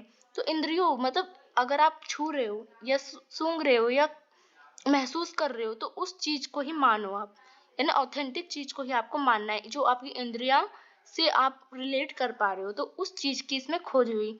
यानी जब गैलीलियो ने टेलीस्कोप का आविष्कार करा तो आप देख सकते थे प्लेनेट को। तो फिर क्या हुआ, फिर हमें पता लगा इसके बारे में, बहुत सारे हमें ब्रह्मांड के बारे में। और पहले तो लोग बताते थे पर हमें ऑथेंटिक में जानकारी नहीं थी, क्योंकि हमारे पास टेलीस्कोप नहीं था। ऐसी बहुत सी चीज थी। मतलब इंद्रियों का बहुत बड़ा इसमें रोल रहा। तो प्राकृतिक कानून, स्वतंत्रता, प्रगति, सहिष्णुता, यानी अब किसी भी धर्मों को मतलब एक समान मांगने की बात की थी। मतलब अब धर्म को इतना, धर्म का वर्चस्व समाप्त करने की बात की थी, धर्म को मानो पर अंधविश्वास को ना मानने की बात की थी, भाईचारा की बात की गई थी कि सभी जो है वो एक साथ मिलकर रहेंगे। संवैधानिक सरकार यानी एक संविधान द्वारा क्या होगा, सरकार को मतलब चलाया जाएगा। पहले क्या था, निरंकुश शासन था, राजतंत्र था, उसके बाद क्या हुआ, संवैधानिक शासन की ओर ये बढ़ा यूरोप का साम्राज्य। फिर चर्च और राज्य का पृथक्करण हुआ। फिर पहले क्या था, आपने पढ़ा होगा धर्म सुधार आंदोलन में मैंने पढ़ाया था कि चर्च का जो राजनीतिक में बहुत ज्यादा वर्चस्व हो गया था, यानी अब सारे राजनीतिक निर्णय भी कौन लेने लगा था, चर्च लेने लगा था। चर्च ही टैक्स भी वसूलता था, चर्च ही हर काम करता था जैसे राज्य करता है। तो क्या करा, इस आंदोलन से जो चर्च है और राज्य है उसके जो पृथक्करण करा दिया गया, यानी शक्ति का विभाजन करा दिया गया। तो चर्च क्या है, वो धर्म के रिलेटेड ही काम करेगा, और राज्य क्या है, वो समाज के कल्याण के लिए काम करेगा। इन दोनों की जो शक्ति है उसको बांट दिया गया था। तो ज्ञान उदय और वैज्ञानिक क्रांति, फ्रांसीसी बैकन और जॉन लॉक के सहित अन्य लोग इसमें काम कर चुके हैं। कुछ मतलब जो ये फ्रांसीसी बैकन था और जॉन लॉक, इनका बहुत बड़ा इसमें महत्वपूर्ण योगदान था, और ये लोग इस चीज पर काम कर चुके हैं। और लोगों का क्या मत है, इसमें सारे लोगों का अलग अलग मत है। ये मत है सबका कि नहीं इस टाइम पे वैज्ञानिक क्रांति स्टार्ट हुई है, कोई कहता है नहीं इस टाइम पे स्टार्ट हुई है, कोई कहता है नहीं इस टाइम पे स्टार्ट हुई है। तो जानते हैं क्या क्या लोगों ने कहा है। तो कुछ लोग कहते हैं कि ज्ञानोदय की शुरुआत 1637 में हुई है, जब रैंड डॉर्केटेस जो है उनकी एक पुस्तक थी जिन्होंने, जिसका नाम है डिस्कोर्स ऑन द मेथड, उसका जब प्रकाशन हुआ उसकी प्रसिद्धि जो थी उसकी प्रसिद्धि एक थी, उसका नाम था कोगिटो एंगो सम, यानी मुझे लगता है इसलिए मैं हूँ। मतलब ये चीज जब प्रकाशित हुई तभी से क्या हुआ, ज्ञान जो है यानी विज्ञान उदय हुआ और वैज्ञानिक क्रांति हुई, लोग ऐसा मानते हैं। और कुछ लोग ऐसा मानते हैं कि आइजैक न्यूटन, यानी जो न्यूटन तो आपने सुना ही होगा, न्यूटन साइंटिस्ट का नाम। तो जो न्यूटन है उनकी एक पुस्तक थी प्रिंसिपिया। प्रिंसिपिया को उन्होंने 1687 में प्रकाशन किया था, और इसमें सबसे पहले इन्होंने ऑथेंटिक रूप से जो सूर्य मतलब वो जो गुरुत्वाकर्षण है और जो गति के नियम है उसको इसमें लिखा था। या कुछ लोग मानते हैं कि यूरोपीय इतिहासकार मानते हैं कि परंपरागत रूप से यानी जो ट्रेडिशनल चलते आ रहा है, इसकी शुरुआत 1715 में फ्रांस के जो लुई 16 थे उनकी मृत्यु के बाद ये क्या हुआ, इस फ्रांसीसी क्रांति से ये फैलने लगा। क्या फैलने लगा, जो ये वैज्ञानिक क्रांति थी। तो मतलब सबका अलग अलग मत है। अब चलिए चलते हैं कि हम जानते हैं कि ब्रह्मांड और पदार्थ का एक नया दृष्टिकोण कैसे इसने पैदा किया, कैसे वैज्ञानिक क्रांति ने ब्रह्मांड के बारे में हमें और जो हमारे रसायन है, पदार्थ है, इन सब के बारे में हमें बहुत ज्यादा जानकारी दी, जो हम आज भी इसका उपयोग कर रहे हैं। तो आइजैक न्यूटन ने अपनी पुस्तक प्रिंसिपिया में सबसे पहले इस कानून का उल्लेख किया था। तो आइजैक न्यूटन को तो आप जानते होंगे। तो न्यूटन ने प्रिंसिपिया, जो मैंने आपको ये वाली बुक दिखाई थी, इसमें उन्होंने सबसे पहले ये चीज लिखा था। इस क्रांति में खगोल विज्ञान के साथ खोज शुरू हुई। मतलब जो खगोल विज्ञान है, जो हम प्लेनेट वगैरह के बारे में पढ़ते हैं, इन सब की अवधारणा इसमें दी गई थी। और क्या हुआ था, हमें इससे बहुत सारी चीज, जब गैलीलियो ने आविष्कार किया टेलीस्कोप का और बहुत सारे आविष्कार हुए, तो हमें क्या पता लगा, बहुत सारी ब्रह्मांड के बारे में हमें जानकारी प्राप्त हुई। तो आपने जाना होगा, आप अरस्तु तो आपने पढ़ा होगा पॉलिटिकल्स में भी। तो अरस्तु जो थे, जिन्हें एरिस्टोटल भी कहा जाता है, तो प्राचीन यूनानी दार्शनिक थे। अरस्तु आप जानते होंगे, इन्होंने टॉलेमी का ब्रह्मांड के बारे में भूकेंद्रीय या पृथ्वी केंद्रीय दृष्टिकोण इनका था, यानी ये पूर्व थे, ये वैज्ञानिक क्रांति के समय के नहीं थे, ये बहुत पूर्व के थे। आपने पढ़ा होगा, ये मतलब प्राचीन काल के थे। तो प्राचीन काल मतलब जो अरस्तु थे, जो कि सिकंदर के गुरु थे, तो ये प्राचीन काल के थे। इनका मानना था कि मतलब पृथ्वी केंद्र में, यानी जितने भी प्लेनेट है वो पृथ्वी के चक्कर लगाती है। पर जब गैलीलियो ने टेलीस्कोप का आविष्कार किया, तब ये बात पता चली कि नहीं, इनका जो सिद्धांत है वो गलत है। पृथ्वी के चक्कर नहीं लगाती प्लेनेट, पृथ्वी लगाती है, और जितने भी प्लेनेट वो सूर्य के चक्कर लगाती है। पर लोग सोचते थे कि सब पृथ्वी के चक्कर लगाते हैं।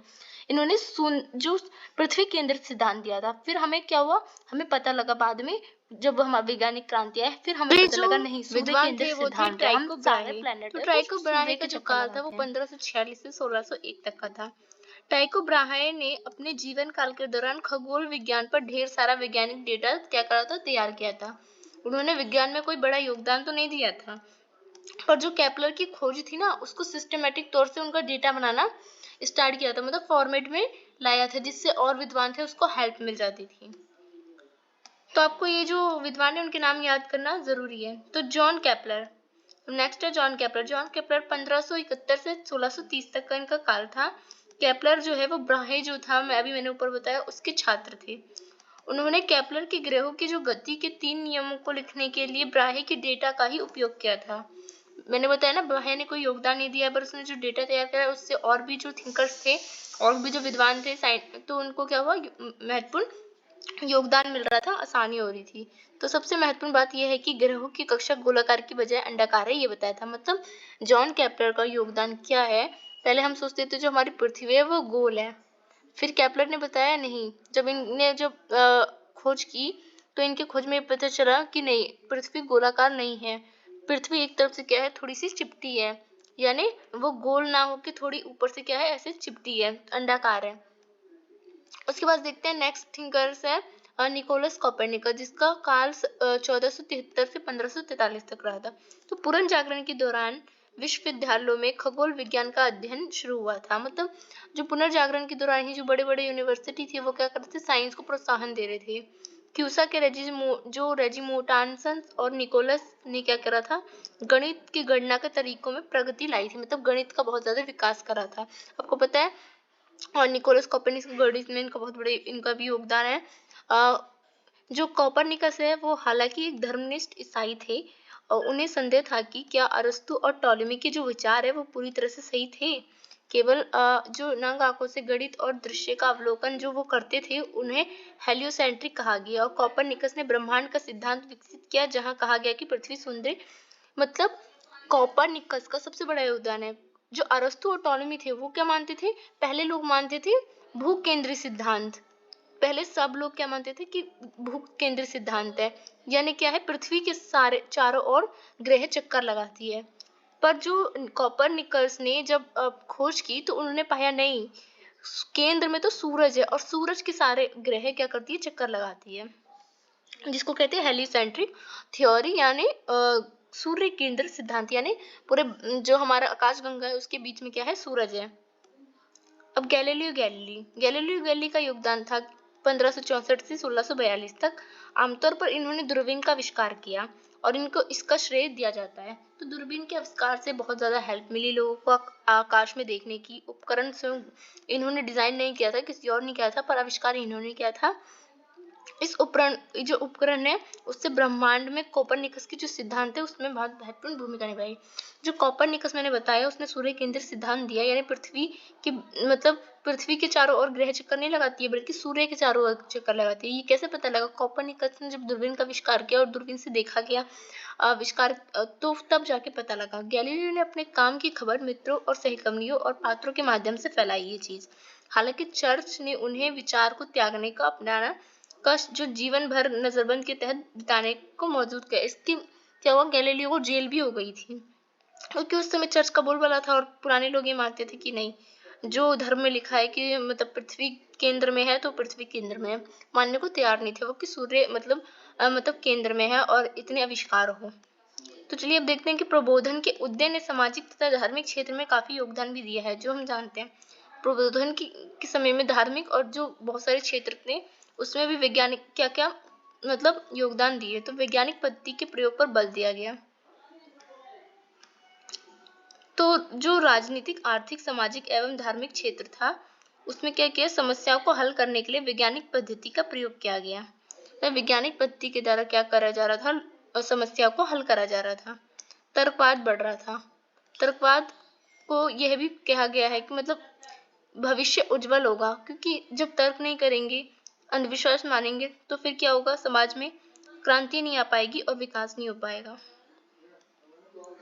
राजनीतिक, आर्थिक और सामाजिक संस्थाओं को अपने प्राकृतिक नियमों के अनुसार कार्य करना चाहिए, कोई गुंजाइश नहीं होनी चाहिए, ये कहते हैं। प्रबोधन में आशावादी नजरिया प्रस्तुत किया जिसमें मानव जीवन और खुशहाली पर जोर दिया गया और मोक्ष और एवं मुक्ति के आदर्शों को त्याग दिया गया।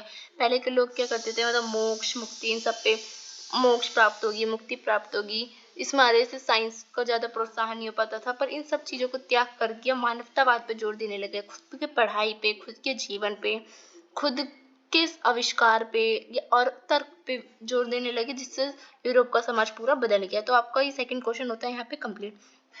चलिए देखते हैं हम थर्ड क्वेश्चन। तो थर्ड क्वेश्चन है कि वैज्ञानिक क्रांति ने यूरोप को आधुनिक के निकट खड़ा किया।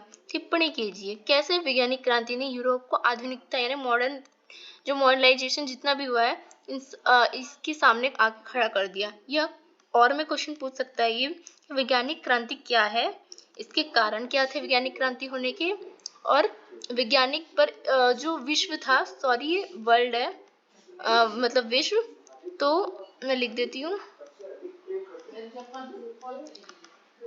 तो वर्ल्ड पर इसका क्या प्रभाव पड़ा और इस दौरान क्या क्या आविष्कार हुए, इसको आपको बताना है। तो इन दोनों के आंसर एक ही होगा, क्योंकि जो जो आविष्कार हुए आधुनिकता की ओर आई, तो ये दोनों क्वेश्चन एक जैसे ही होते हैं। तो चलिए देखते हैं इसका आंसर। तो सबसे पहले कोई भी आंसर देने से पहले आपको परिचय देना जरूरी है कि वैज्ञानिक क्रांति और ज्ञानोदय है क्या।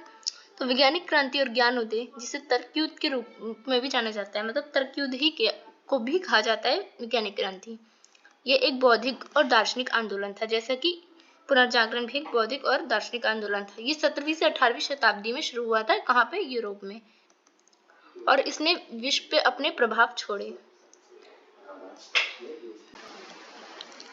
वैज्ञानिक क्रांति में क्या हुआ, इसमें मानव मूल्य पे, तर्क पे, मतलब हर चीज पे क्वेश्चन करना, इंद्रियों की साक्षी, मतलब जिस चीज को आप देखो ना, सुनो ना, उस चीज को मत मानो। इंद्रियां क्या होती है, हमारी आंख नाक कान होती है, तो अगर हम आंख नाक कान से नहीं देख पा रहे, नहीं हम महसूस नहीं कर पा रहे, तो मतलब उस चीज को नहीं मानना है। माध्यम से प्राप्त ज्ञान की खोज शुरू हुई, स्वतंत्रता, प्रगति, सहिष्णुता, चर्च का राज्य से पृथकीकरण होने लगा, चर्च और राज्य को अब अलग कर दिया गया, हस्तक्षेप नहीं है, चर्च नहीं राज्य के काम में हस्तक्षेप करेगा, विज्ञान बढ़ा, अन्वेषण यानी खोजें बढ़ी, बौद्धिक विकास और मानवतावाद पर जोर दिया गया। तो जान गए अब वैज्ञानिक क्रांति हम जान गए कि इसका परिचय। अब वैज्ञानिक क्रांति है क्या, मैं एक बार और शॉर्ट में बता देती हूँ कि वैज्ञानिक क्रांति उस समय अवधि को दर्शाता है। आप लिखिएगा, बहुत अच्छी डेफिनेशन है, मैंने बहुत इजी वे में बनाई है ये। वैज्ञानिक क्रांति उस अवधि या समय को दर्शाता है जब पश्चिम देशों में भौतिक में, मतलब जो भौतिक शास्त्र होता है उसमें अरस्तु, खगोल शास्त्र में टॉलमी, और जीव विज्ञान, मानव शरीर रचना, रसायन विज्ञान और चिकित्सा, यानी इन सभी क्षेत्रों में क्या हो रहा था, आधुनिक विज्ञान की नींव पड़ी। मतलब उस काल को कहते हैं वैज्ञानिक क्रांति, जब इन सारे क्षेत्रों में जो विज्ञान, जीव विज्ञान, मानव शरीर, खगोल शास्त्र होता है, इन सब में मॉडर्न साइंस की नींव पड़ी। जब मॉडर्न साइंस की नींव पड़ी, उसी को हम वैज्ञानिक क्रांति कहते हैं। तो तेजी से उत्थान और विकास हुआ, जिसने पूरे यूरोप में वैज्ञानिक क्रांति ला दी। इस विज्ञान के इन सभी क्षेत्रों में विकास के साथ साथ खोजें और अन्वेषण तथा पुराने ज्ञान की जो आविष्कार थी, मतलब जानकारी थी, उसको बताने लगे। तो वैज्ञानिक क्रांति के कारण क्या थे, किस कारण वैज्ञानिक क्रांति आई। वैज्ञानिक क्रांति का सबसे पहला कारण था कि पुनर्जागरण। हमने culture transformation in earlier modern Europe first में पढ़ा था कि पुनर्जागरण में बहुत सारे आविष्कार वगैरह हुए थे, तो नींव तो पुनर्जागरण के काल से ही पड़ गई थी। तो सेकंड है कि पुनर्जागरण से ही यथार्थवाद और जो तर्कवाद है यानी क्वेश्चन करना, ये शुरू हो गया था, जिससे वैज्ञानिक क्रांति के उत्थान हुआ। तीसरी चीज की बौद्धिक एवं शोध कार्य के विकास ने मध्य युगीन में क्या हुआ, आधुनिक सोच का विकास हुआ, जिससे मानव तक पर जोर दिया गया।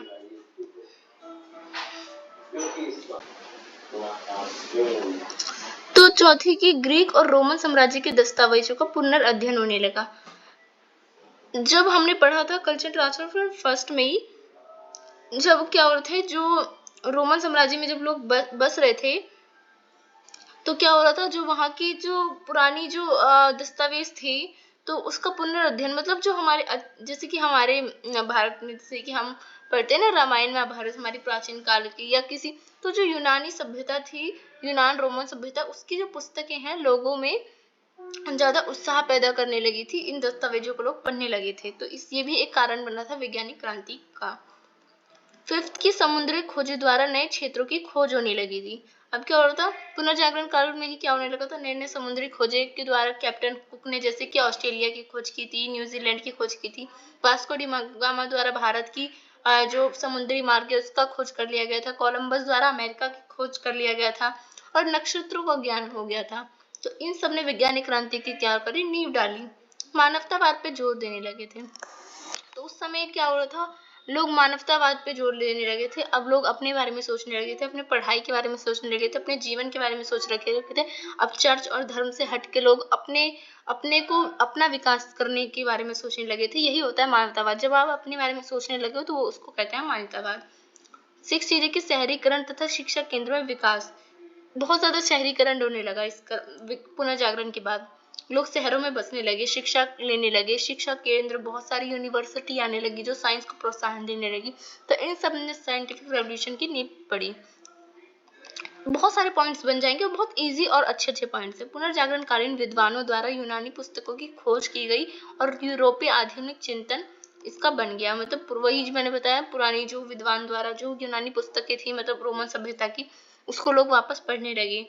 नव परिवहन विज्ञान को प्रोत्साहन मिला। जो नव परिवहन विज्ञान था, यानी जो नाव बनाया जाता था व्यापार के लिए, उसको प्रोत्साहन मिला। और जो व्यापार होता है एक देश से दूसरे, तो कल्चर का क्या होता है, ट्रांसफॉर्मेशन होता है, मतलब संस्कृति का आदान प्रदान होता है। तो इसने भी जब संस्कृति का आदान प्रदान होता है तो इसने भी क्या, आधुनिकता और वैज्ञानिक क्रांति की नींव पड़ी। इससे भी धर्म सुधार और प्रति धर्म सुधार आंदोलन से अंधविश्वास को दूर करा गया, जिससे लोग अब क्या करने लगे, पढ़ने लिखने पे ध्यान देने लगे, मानवतावाद पे जोर देने लगे। इसने भी क्या करा, वैज्ञानिक क्रांति की नींव पड़ी। वैज्ञानिकों को जो यूनानी जैसे अरस्तु, टॉलेमी, गैलेन द्वारा कई सारे आविष्कार किए गए। ये द्वारा है, तो इन सब के द्वारा क्या गए, खोज की गई और इस आविष्कारों ने क्या करी, वैज्ञानिक क्रांति की नींव डाली। नौवा है कि सांस्कृतिक परिवर्तन। पुनर्जागरण काल से ही यूरोप में संस्कृति परिवर्तन हुआ। इसके कारण लोगों ने उत्साहित और वैज्ञानिक क्रांति के अध्ययन में बहुत ज्यादा प्रगति हुई। 12 पॉइंट देख सकते हो कि औद्योगिक क्रांति, वैज्ञानिक क्रांति की आगे बढ़ते बढ़ते क्या हो गई, औद्योगिक क्रांति भी आ गई। नए नए बहुत सारे आविष्कार होने लगे, बहुत सारी मशीनें बन गई। इसने भी क्या, बहुत ज्यादा मशीनें बन गई। तो ये भी क्या हो गई, वैज्ञानिक क्रांति की नींव, क्योंकि विज्ञान ही बनाते हैं ना मशीन वगैरह। तो साइंटिस्ट वगैरह, सामाजिक और राजनीतिक समर्थन। तो कई यूरोपीय शासक ने वैज्ञानिक अनुसंधान को क्या किया, प्रोत्साहित किया, जिससे वे अपने समाज को प्रोत्साहित में मजबूत करते थे। जैसे कि बहुत सारे उस समय के, जैसे कि एलिजाबेथ प्रथम थी और बहुत सारे ऐसे लोग थे जो शासक थे उस समय के यूरोप में, फ्रांस, इटली, इन सबके। तो उन्होंने अपने राज्य में जो ये वैज्ञानिक थे, इसको समर्थन किया कि आप करिए और विकास करिए आप। तो जब समर्थन मिलता है तो लोग तो काम और अच्छे से करते हैं, तो और ज्यादा क्रांति आई। अब जानते हैं वैज्ञानिक क्रांति के प्रभाव क्या थे। तो वैज्ञानिक क्रांति के प्रभाव क्या क्या पड़े। पहला ये पड़ा कि ब्रह्मांड और पदार्थ का एक नया दृष्टिकोण सामने आया। मतलब वैज्ञानिक क्रांति ने खगोल विज्ञान की खोज के साथ शुरू हुई थी। इसकी शुरुआत कैसे हुई थी वैज्ञानिक क्रांति की, सबसे पहले खगोल शास्त्र यानी जो ब्रह्मांड है उसके बारे में जानकारी इकट्ठा करना लोगों ने स्टार्ट किया था। और सौरमंडल की अवधारणा से संबंधित इन खोज पे विवाद भी उत्पन्न हुआ था और चर्च और अधिकारियों द्वारा अपने सिद्धांत वापस लेने पे इन्होंने मजबूर कर दिया। इसका प्रभाव ये हुआ कि पहले लोग मानते थे कि अरस्तु, टॉलेमी जैसे, और चर्च का मानना था कि पृथ्वी केंद्र में है और पृथ्वी के चारों ओर सूर्य, बाकी सारे ग्रह चक्कर लगाते हैं। पर जब आविष्कार हुआ गैलीलियो द्वारा टेलीस्कोप का, तो फिर क्या हुआ, जो कोपरनिकस थे उन्होंने क्या करा, सूर्य केंद्रित सिद्धांत दिया। सूर्य केंद्रित सिद्धांत में ये हमें पता लगा कि हमारी जो पृथ्वी है उसके सारे ग्रह चक्कर नहीं लगाती है, बल्कि हमारी पृथ्वी खुद चक्कर लगाती है सूरज के। तो ये सब हमें पता लगा, और जब ये सब हमें पता लगा तो चर्च को ऐसा लगा नहीं ये तो हमारा अपमान कर रहे हैं, क्योंकि उनके धर्म में ये लिखा था कि ऐसे ही मतलब पृथ्वी के चारों ओर चक्कर लगाती है सारे ग्रह। तो चर्च को टक्कर दे रहा था साइंस। तो साइंस और चर्च के बीच जब टक्कर चल रही थी तो साइंस ने चर्च को मतलब अपने हाथ पीछे लेने पे मजबूर कर दिया। मतलब चर्च को मानना ही पड़ा कि ये सिद्धांत सही है, क्योंकि प्रूफ था, टेलीस्कोप का आविष्कार हो गया था। सेकेंड चीज की, प्राचीन यूनानी दार्शनिक अरस्तु और टॉलेमी ने जो ब्रह्मांड के बारे में पृथ्वी केंद्रित सिद्धांत दिया, जो मैंने अभी आपको बताया, गैलीलियो द्वारा टेलीस्कोप का आविष्कार हुआ, इससे सूर्य केंद्रित सिद्धांत जो मैंने आपको बताया वही है। उसके बाद जॉन केपलर के द्वारा ग्रहों की कक्षाओं गोलाकार की बजाय अंडाकार है ये पता चला। अब पुराने लोग ये सोचते थे कि जो पृथ्वी है वो गोल है। फिर क्या करा, जॉन केपलर ने ये बताया कि नहीं, पृथ्वी गोल नहीं है, पृथ्वी क्या है, अंडाकार है, थोड़ी सी चिपटी है। उसके बाद नए नए आविष्कार हुए, जैसे गैलीलियो द्वारा दूरबीन का, गुटेनबर्ग द्वारा प्रिंटिंग प्रेस का आविष्कार हुआ। ये सब क्या थे, ये सब वैज्ञानिक क्रांति के तो प्रभाव थे। वैज्ञानिक क्रांति होने के कारण ही तो ये सब आई, तो ये सब इसके प्रभाव है।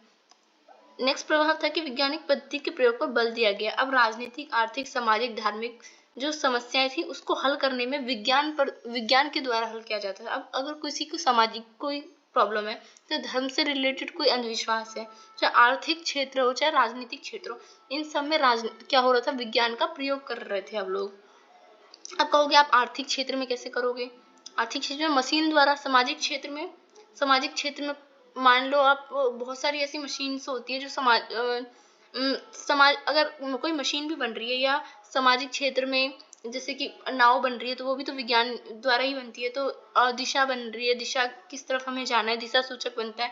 तो ये सब राजनीतिक, आधार्मिक, इन सब क्षेत्रों को तो प्रभावित करती है। उसके बाद तर्क को ज्ञान का आधार मान लिया गया। इसका प्रभाव सबसे ज्यादा ये हुआ कि लोग अब तर्क करने लगे थे। लोग किसी चीज को ऐसे नहीं मानते थे, हर चीज पे क्वेश्चन करते थे। मानवतावाद पे जोर, अब लोग अपने पे ध्यान देने लगे थे, पढ़ाई पे, अपने घर पे, अपने अपने मतलब पूरा अपने आप को टाइम देने लगे थे। इसके प्रभाव के बहुत सारे मैं आपको पॉइंट दे सकती हूँ, आप पढ़ सकते हो। सैनिकी कार्यों में जो उपकरण थे उसका उपयोग होने लगा। वैज्ञानिक क्रांति के प्रभाव से जब सैनिक थे, पहले वो सैनिक के पास क्या होते थे, भाला वगैरह होते थे, पर वैज्ञानिक क्रांति के आने के बाद बंदूक, तोपे, नई नई चीजों क्या हो, बहुत सारे उपकरणों को सैनिक कार्यों में शामिल किया गया।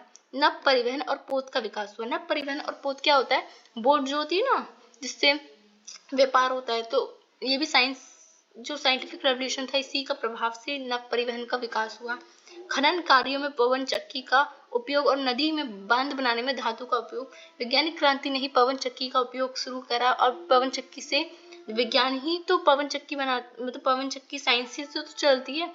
तो विज्ञान ने पवन चक्की का उपयोग शुरू करा बिजली पैदा करने के लिए, और बांध जो थे उसमें धातु का उपयोग करके जो बांध टूटे ना, ऐसा उपयोग करने लगे। तो ये सब वैज्ञानिक क्रांति के प्रभाव थे जो आज भी हम देखते हैं।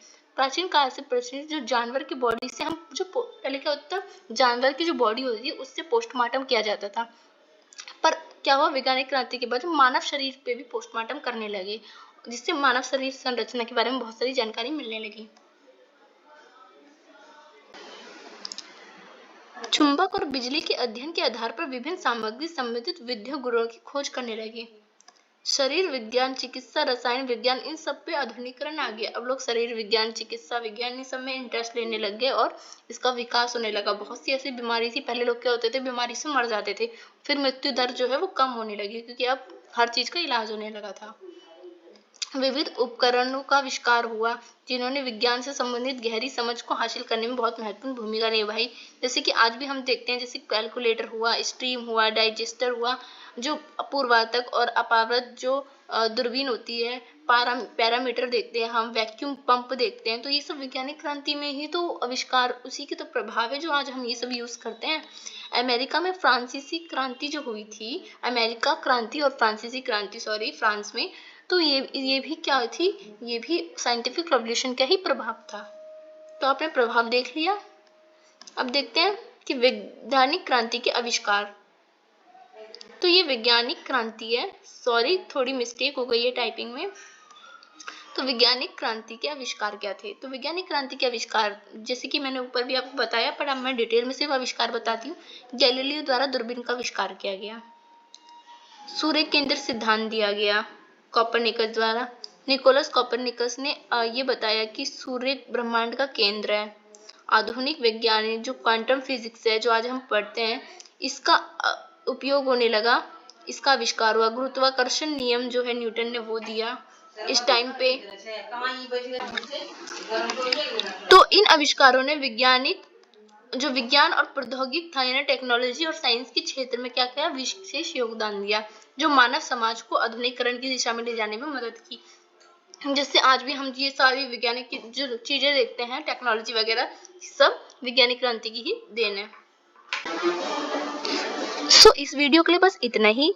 अब आगे के जो क्वेश्चंस है वो कुल मैंने इस नोट्स में 7 क्वेश्चंस करा रखे हैं। तो आगे के जो क्वेश्चंस हैं वो हम नेक्स्ट पार्ट में देखेंगे, बिकॉज ये वीडियो बहुत ज़्यादा लंबी हो रही है, लॉन्ग हो रही है।